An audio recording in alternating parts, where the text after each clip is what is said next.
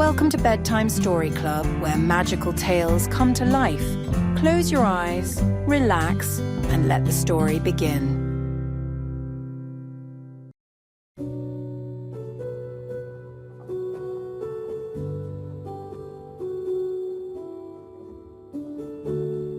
The Snow Queen, a Fairy Tale by Hans Christian Andersen. Second episode of the fairy tale.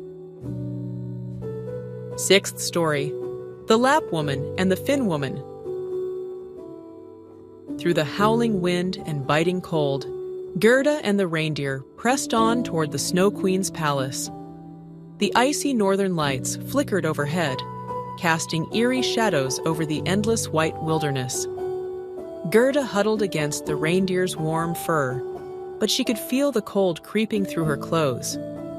At last, they reached a tiny hut, buried beneath snowdrifts. It was so small and low that anyone entering had to crawl on their hands and knees. This was the home of an old Lap woman who sat by a small oil lamp, frying fish over its weak flame. The reindeer immediately began speaking, eager to tell its story before Gerda could even open her frozen lips. "We have come from far away," the reindeer huffed. "This girl has traveled all the way to find her friend Kay, who was taken by the Snow Queen. Can you help us?" The Lap woman listened, nodding, as she flipped her fish over the fire. "Oh, poor things," she sighed. "You still have a long way to go. The Snow Queen is staying far beyond here, in Finnmark. That's hundreds of miles away. Every night she burns blue lights in the sky. You must travel even further north to reach her." Gerda shivered at the thought of traveling even further into the icy wilderness. "I will help you as best I can," the old woman continued.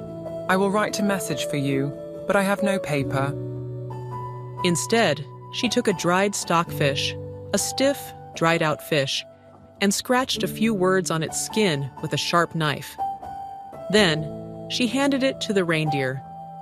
"Take this to the Finn woman in Finnmark. She is wiser than I am, and she will know what to do." The reindeer nodded, eager to continue the journey. But first, the Lap woman warmed Gerda by the fire, giving her food and drink until she stopped shivering.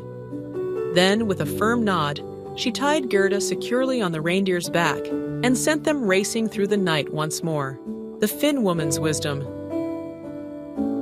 The cold grew even more unbearable. Gerda's hands and feet numbed under the icy wind, and the sky above swirled with flickering northern lights. They rode through the darkness for hours until finally they reached the home of the Finn woman.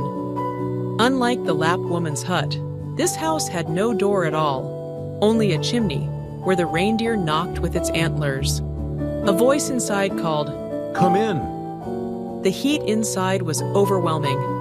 The Finn woman, a small, wrinkled old lady, sat in the warmth, dressed in almost nothing.